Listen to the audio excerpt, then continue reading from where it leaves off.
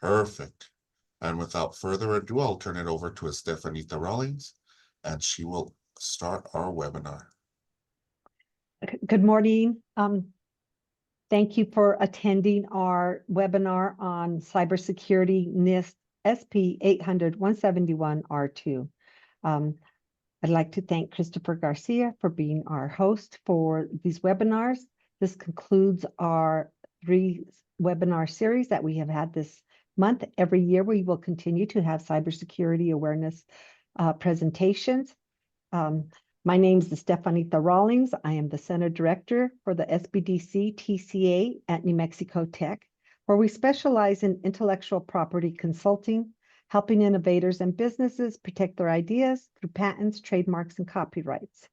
Our goal is to empower creators by providing the tools and resources they need to navigate the complexities of the intellectual property law and to safeguard their intellectual assets and thrive in a competitive market. Thank you all for joining us today as we continue our cybersecurity awareness webinars to raise awareness about the importance of cybersecurity during the Cybersecurity Awareness Month. It's more important than ever to stay vigilant and informed about the evolving threats in today's digital world, both for individuals and businesses. I'm honored to introduce a special guest from Apex. Elythia McAnarney is an Apex procurement advisor. She has developed and delivered extensive cybersecurity compliance training modules for small businesses throughout the state of New Mexico. So please join me in welcoming Elythia McAnarney as she presents Cybersecurity NIST SP 800-171-R2. Thank you. Thank you, Stephanie. Can you hear me? Yes. I'm going to go ahead and share my screen. And while I do that, I want everyone to understand my slides are pretty full, and I do not read from them. I like to make sure you have enough information to go on. And let's see, can you see the slide presentation mode now? Yes. Okay, good. I like to make sure you have enough information to review once you take it with you.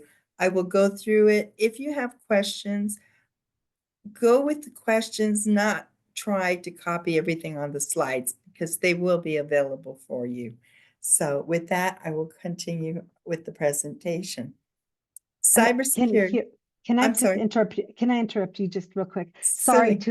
But Elythia will do her presentation. We will have a Q&A at the end with 15 minutes left at the end of the presentation, and we will have Q&A. So please put your questions in the Q&A chat. And also we're going to be submitting a survey before the Q&A. So thank you. Sorry, go ahead, Elythia. Okay, thank you. No problem. Okay, what we're going to discuss is the National Institute of Standards and Technology, NIST, Special Publication 800-171. And there is a lot of information. So if you get lost, don't worry about it. You'll have my contact information at the end of the slides. You can get in touch with me. I do have some other information that I can share with you at any time. So please feel free to reach out. We're going to discuss the DFARS 252-204-7012, the interim rules, and the Cybersecurity Maturity Model Certification, CMMC, which is getting a lot of top high priority right now. And basically what we're doing with all of this is we're going to protect controlled unclassified information. That's what brought all this together. Cybersecurity is not just on our computers. Cybersecurity has to do with our phones, our printers. We don't even think about that. Our any type of mobile device that you have, and without even realizing it, your electronic cars, those have cybersecurity in them. Be aware. Okay, we're looking at what could be the threats. We've all heard of ransomware. But you know what? Have you thought about what happens if you lose your equipment? What happens if it gets stolen or it fails? Can you recover? And without panicking. And I just had it in my family. My daughter dropped her phone into, we won't even go there. But anyway, she was able to recover it, but she panicked because she had an interview coming and she had no way of knowing where she was to go or who to call because she didn't have a backup. Don't be in that position. She did get it back though. Okay. Controlled and classified information is what we're discussing, and that's where the NIST Special Publication 800-171 is going to. As we know, it affects all of us. It affects our economy, our national security, in the interest of the United States. It affects all of us, and we've already seen it. You've heard it in the paper, the news, so it's out there. We want to make sure you're safe and you stay in business. That is our goal. Billions of dollars worth of research development have been stolen. Can't allow that anymore. We've got to stop it, okay? We've got to work together in order to make this happen and stop bleeding. We're protecting our information. We want to make sure we know and that we can get it back. Can you? Do you know how to? What are we protecting? Well, public information, that's your social media. It's out there. Whether you believe it or not, they're tracking you on whatever you put on that. Okay? Confidential business information, that's your financial, technical, your company information. You need to protect that. You've got employee information. You've got your finances. You want to control what information is out there. Federal contract information is all controlled with your FAR 52204-21. That is your basic FAR requirement. Controlled unclassified information is now being controlled under the NIST Special Publication 800-171. And I will go in that a little further. But when I say your public information is being watched, that's how they're looking to see where you're going. See what names you're putting out there, to see what areas you're working in, where you're working. That's how they're going to hit you. Okay? Be careful. Executive Order 13556, I don't expect you to remember that, but in November of 2010, NARA received their executive order to go and see how DoD agencies were marking their controlled and classified information. As they went through, they found out none of the agencies were marking it the same. So NARA came up with a register, and this is here, guiding as a guide for the policies for all DoD agencies to mark anything they released from that day forward with the correct coding. So industry would understand if it was to be considered controlled unclassified information. In that registry, there are 20 categories, and you can see it covers a realm of topics, and every topic goes down further. When you print something out, you need to be careful on how you market that cover sheet. And that cover sheet is right.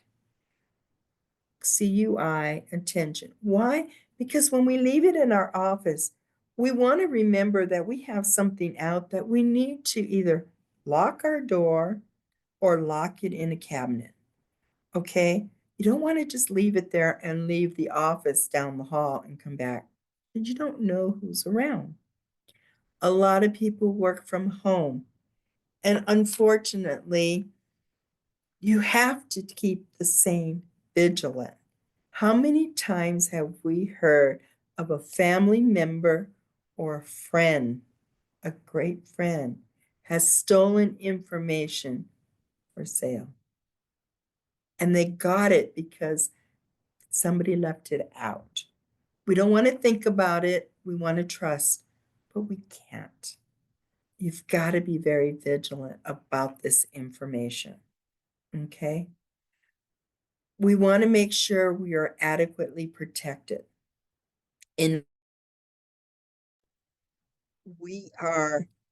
No systems are completely secure.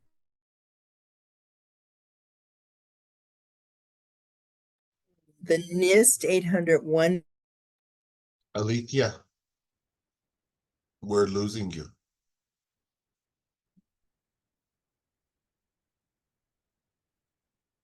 Elythia,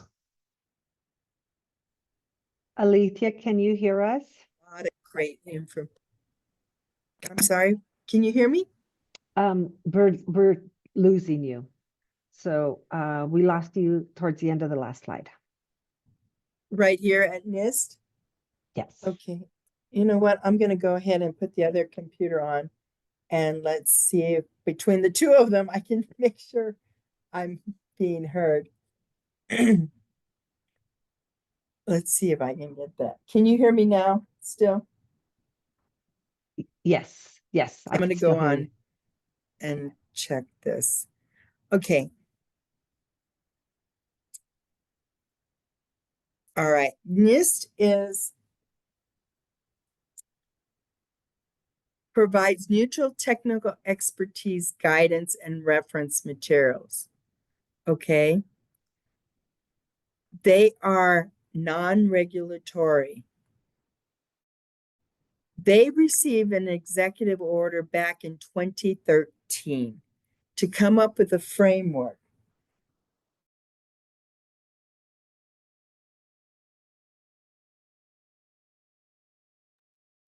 We're losing you there. I don't know what's happening. I know. I'm sorry. That's okay. I understand, but Mhm. let me see. Now we can This. hear you fine. So just Okay. continue. All right. I am so sorry. Yes, that's fine. Just continue. to Okay. go. They completed their task back in June of 2015. In doing so, they came up with the NIST 800-171. That's when that particular document was born. And it was to be a recommended for federal agents to use as a recommended requirements. Okay, so that's how they were supposed to use it. Well, they were supposed to continue for anything with control and classified information. And what they did is they came up with a framework: identify, protect, detect, respond, and recover. And that's a circular. And as you can see, once you start, you cannot stop. It's not something that's just going to stop. You've got to be a continuous vigilant on it. And this will explain what it does. The NIST security families are 14 with 110 requirements. That's where you're getting that from. Okay. That's where the 110 is coming from. But when they did this, they said no company is going to meet all 110 at one time. So what they did is they came up with a process: develop a system security plan, conduct assessment, and put a plan of actions with milestones. And don't put your milestones 10 years down the line, because that's not going to work. But be realistic on what you need and how you're going to move forward. So that is something to keep an eye on. What I did here is the NIST 800-171 Rev 2, 14 families, 110 requirements. The objectives are 210. You need to meet the objectives to say you're meeting the 110. The FAR requirements meet 17 of the NIST requirements, and I'll get into that a little bit more right now. But they're only touching 6 families, and that's the basic FAR 52204-21. Okay? This is 15 specific requirements with no third-party certification. This requirement has been out there for some time. If you've had any contracts with federal funding, I can almost guarantee you have this far in there. That being said, you need to be careful on what you put on your plan of action. You do not want any of these items that are on this basic FAR in your poem. Okay? This next 3 slides goes through the FAR, what NIST requirements and what family they touch. And I said FAR 15 requirements meets 17 of NIST. Here's where it picks up the extra 2 requirements of NIST under the physical protection. And this just says, just because you meet that doesn't mean that's the only requirement there is. Okay? As you go through the FAR, you will understand to read that, and the NIST 800-171A is what you're going to have to follow and meet in order to meet this requirement. Now, this one has 6 items. You need to meet all 6 items to say you've completely met this. So you need to go back and check what you've done. Basically, you're controlling who can log into your computers. And this is the NIST requirement. Limit information system access. You want to know which employees can get into all parts of your system. If you have a technical employee, they don't need to get into your payroll. Okay? So you want to have firewalls. You want to have controls so that if there is a breach, it doesn't go through your whole system. Have different logins, have different when you're doing different parts. And as an owner, yes, I know it can be a little daunting, but fire them off. So if there is something that gets through, it doesn't bring your whole system down. And there's ways to set that up. A lot of the computers have ways to do it. We just have to turn them on. Do I know how? No. But there are people out there who are willing to help. All you have to do is ask. Okay? I didn't go through the whole FAR because we don't have time. But in the FAR, it doesn't tell you to do a self-assessment of your devices. So that's something you might want to consider as you do it. The other thing is make sure you have policies on how you're going to allow your employees to use your equipment. Okay? I have cybersecurity insurance on this list. Does that mean I want you to go and buy it right now? No. I want you to look into it to see what they require. A lot of insurance companies have been hit hard because of the cybersecurity incidents. And if you think not working for the government, you're going to go and just do state and local or something else, a lot of them are requiring insurance. The insurance companies are using the NIST 800-171 to figure out your premiums and whether or not they are even going to allow you to have insurance from them. Something to think about. Your file backups, check them. Make sure you have your files that you can back them up. Maybe you don't need to put them on the cloud. Maybe you can use a hard drive on the side, unplug it, put it in a fireproof safe, and then bring it out and put other information in once a week, once a month, once every other week, whatever your policy within your business states, follow it. Test those backups.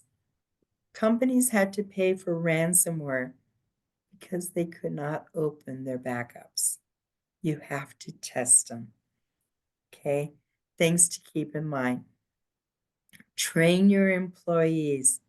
Your employees are your first line of defense. Remember, nothing can get into your systems without you letting them in. That's opening an email, opening an attachment, opening a link, or going to an unsecure site. Or taking a thumb drive from someone you don't know and stick it in your computer. Those are ways things get into your system. Be aware, train your employees, have them understand, not only for here at work, but for their home use. What are they doing to protect their systems at home, their family? They can use the same things there. Okay? Commercial. QR codes.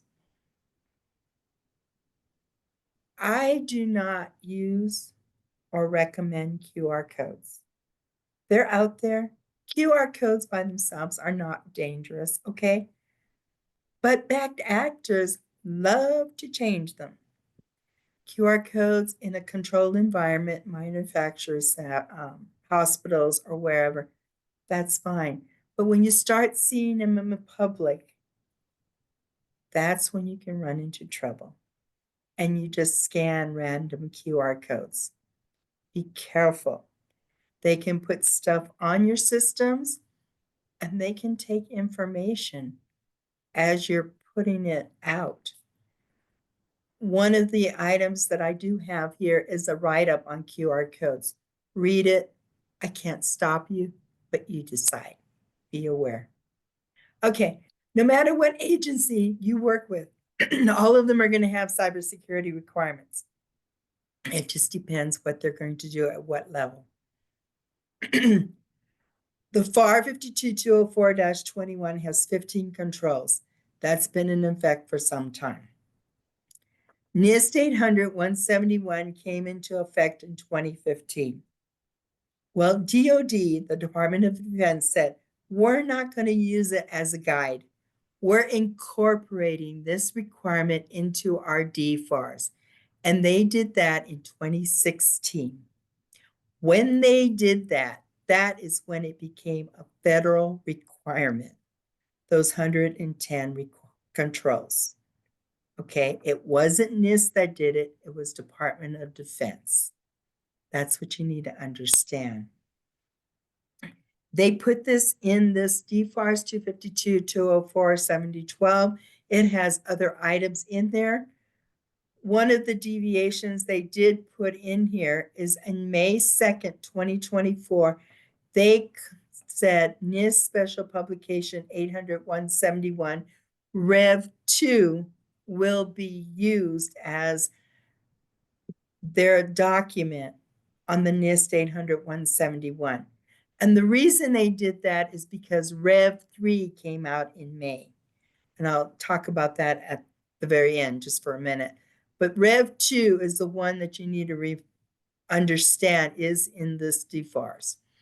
One of the requirements in the DFARS that's separate from the NIST is that within 72 hours of discovering incident, you need to report it to this site here. What people don't understand is in order to get in this site, you need a medium assurance certificate. This is the site you need to go to in order to get that. If you have this DFARS requirement, you need to get that certificate. Otherwise, you will not meet that 72 hours requirement. Okay? These are examples of incidents. The other thing is cloud services.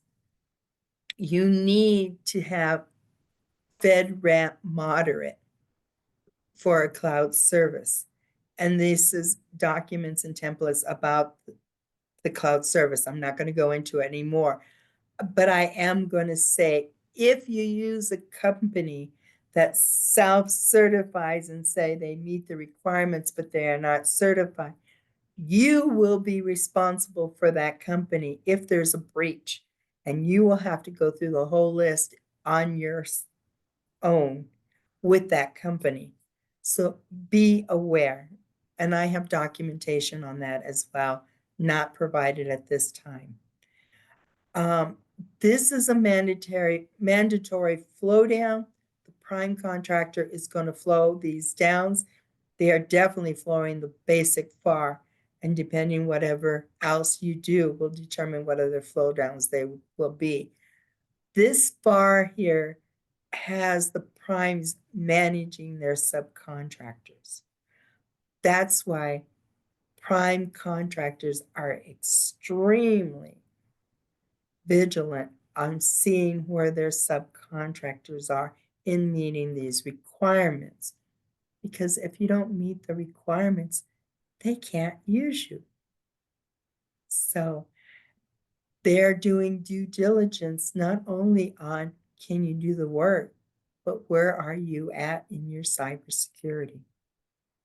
If there's a breach, there could be terminations. The prime could have past performance issues, as well as a potential false claim allegation, because they're putting up front that everyone's meeting this requirement. So that due diligence is even going to be more so as time goes on. This is the False Claim Act. You can read it on your own. I'm not going to go in there.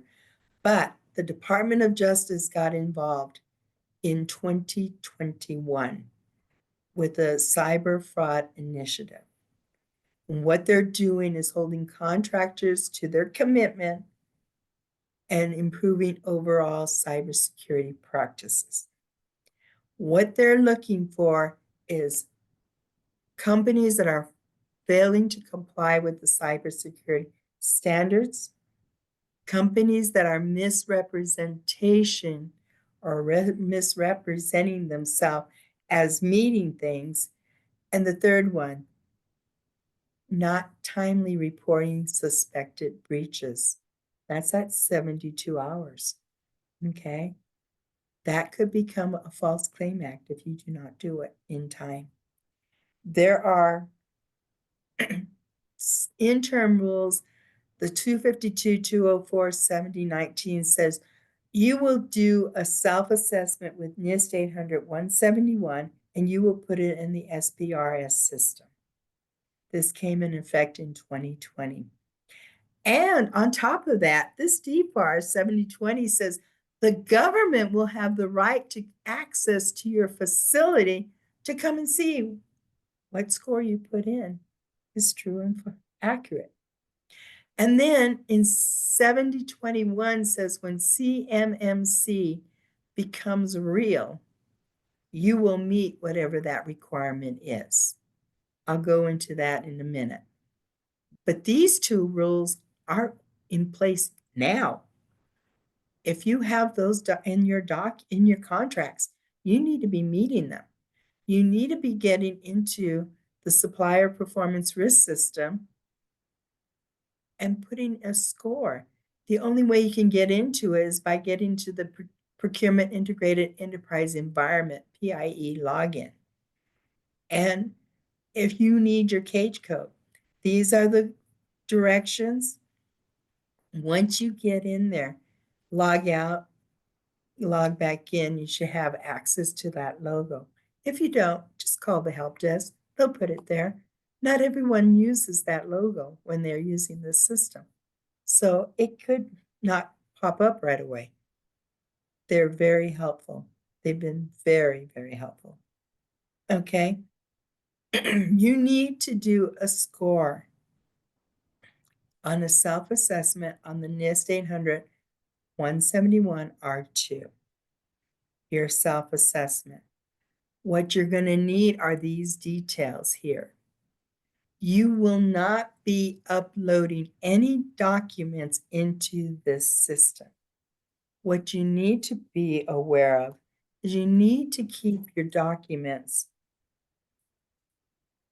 where you can get to them.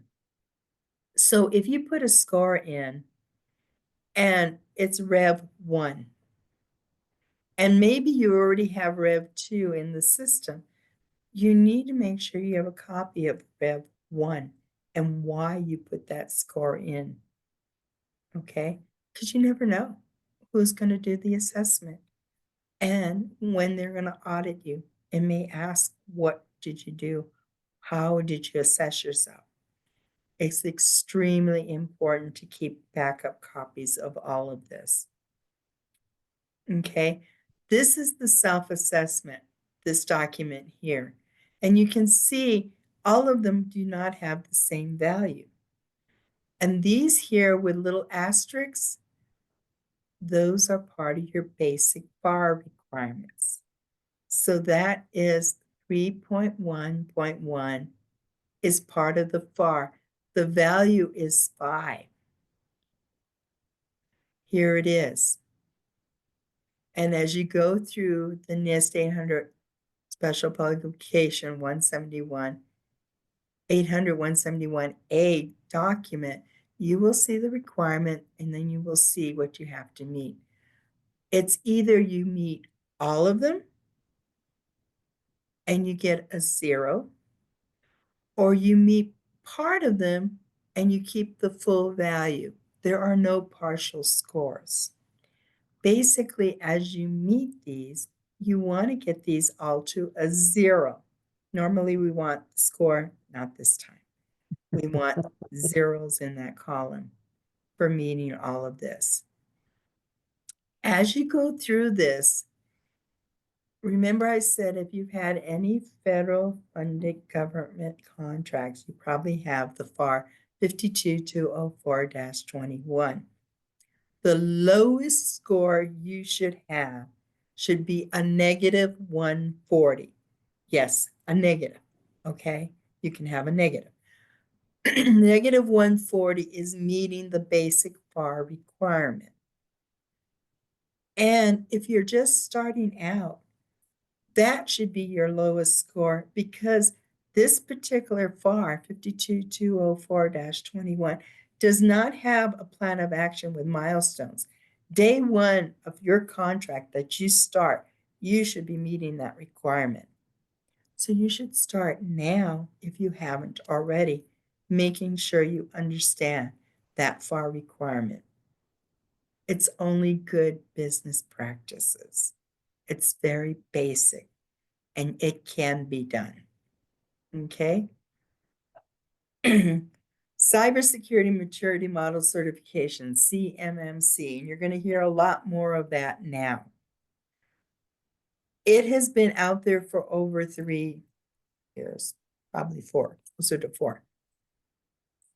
Let me see how time, okay.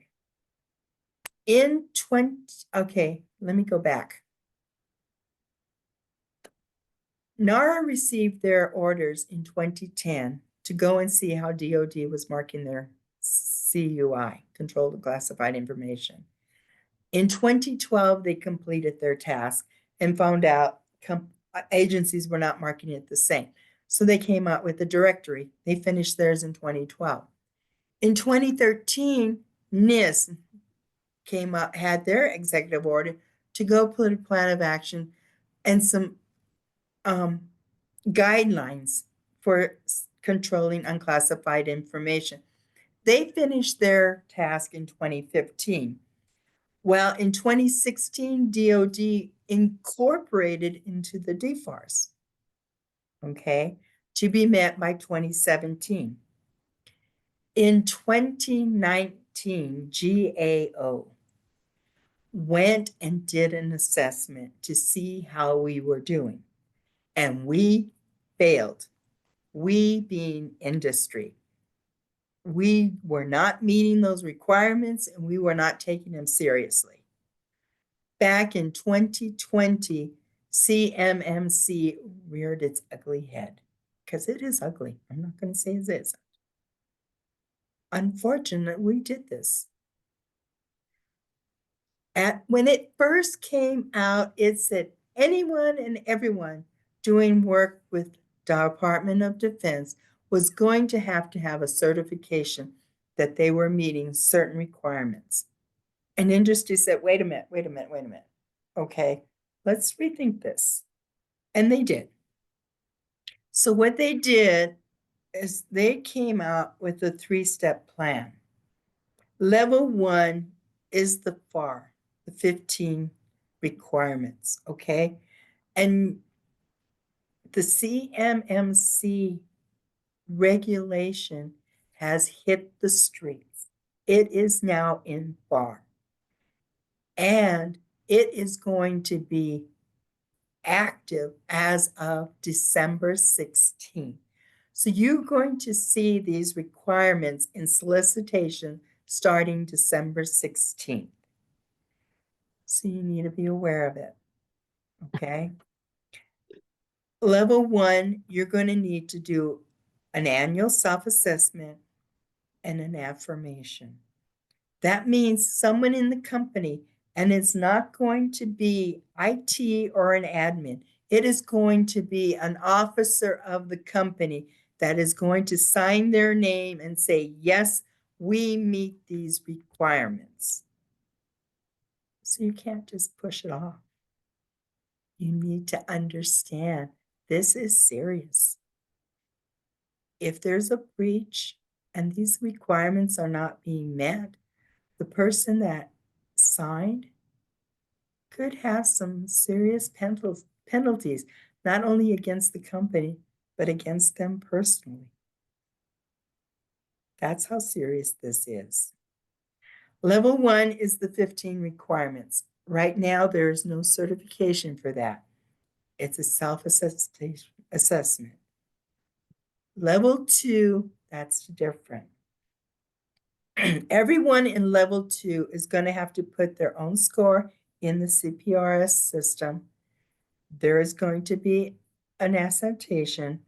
However, depending on the type of work you do, some of them will be required to get certified, which means that C3POs, which is going to be a cost to you, are going to have to come into your system and verify whatever score you put in the SPARS is accurate and complete. And depending on where you're at, we'll either recommend you are certified to meet it or not. That is really, really important, and it is hitting the streets now. There are more.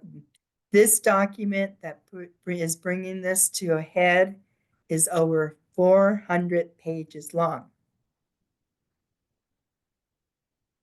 I am still going through it, so I cannot tell you the ins and out of the document yet, but it is very, very detailed.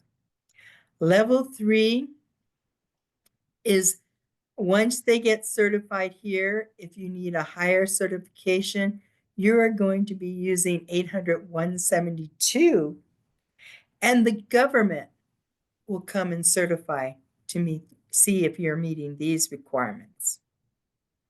Okay. So you could have 2 certifications in this, depending on what type of work you're doing. Okay. This is going to be an annual certification every 3 years. The people that are doing the certification are called C3PAOs, Third Party Assessment Organization. They are with the CMMCAB, and they are being trained currently. This is why DOD went back into the DFARS and put R2, because they are using R2 to train these C3PAOs on how to assess your systems. Now, there are over 80,000 companies, that's just one number I've heard, that are going to be required to be certified. All at once, no, they're going to be logged in, but there's a requirement that is going to be coming over the next couple of years.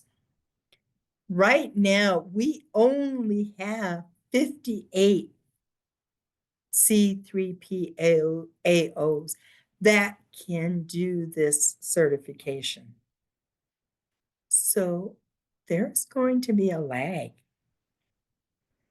And it's not going to be something that you can go through and just say, oh, there's no time, I don't have it. No, it is a requirement. And you're going to start seeing it in solicitations in the middle of December. You need to have been working on this. And if you haven't, get working on it and get in line, depending on the type of work for the certification. You may not need that certification. You may need that self-attestation. Okay? Get ready. Don't wait, because there isn't time to wait. This is serious. Right now, they're saying that when this originally came out, they were not going to accept a plan of action with milestones. They have included in the regulations that they will. What they will accept on that plan of action, I haven't gotten there yet. I'm sorry, I can't answer that. But there are certain requirements that have to be met. Not all of them will be acceptable. The other thing is, can there be a waiver? Yes. Would I look for it? No, because I would hate to be the contracting officer to say, I need this to waive on this company, and then there's a breach. That's my contract. I don't want anything working on my contract against me. It's already tough enough as it is. So be prepared. Be working on it. You know what? Even if you just need the basic FAR, start working on the 110 requirements, the NIST 800 and 171, 10 requirements, because that's going to put you an advantage. You're going to start showing an improvement in your score. You're taking cybersecurity seriously. And as you do and move forward on things, your score is going to improve. You can go in and update your score once a week, once every other week, once a month, every other month, depending on what you do with your systems. But that's only going to help you and keep your business in business. Unfortunately, the stats for businesses that get breached, 60% of them don't make it past 6 months again. I don't want you to be part of that statistic. I want you to be able to recover and continue moving forward.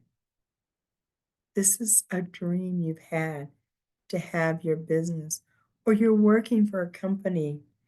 You know, we don't always like our managers, but we like our paychecks. And if that company's not there, we're not going to be working any longer. Learn from what you're learning now and take it home to your own personal family.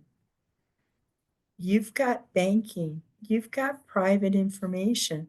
You don't want it all out there. Learn and understand how to protect it, because you need to protect your own. That is what is for DOD. Now, I said NIST 800-171 Rev 3 was released in May. Well, they've added some families to it. Okay, here's the family list. The reason I'm bringing this up here is because some of you are going to be working Department of Defense and other agencies. Department of Defense is the only agencies that has identified Rev 2. All other agencies just say 800-171, which means whatever Rev is in place at the time of that contract is the Rev you need to be looking at. This is Rev 3. They've added families and they've changed names. Here is Rev 2. Here's the FAR. Here's the family. NIST 800-171 R3.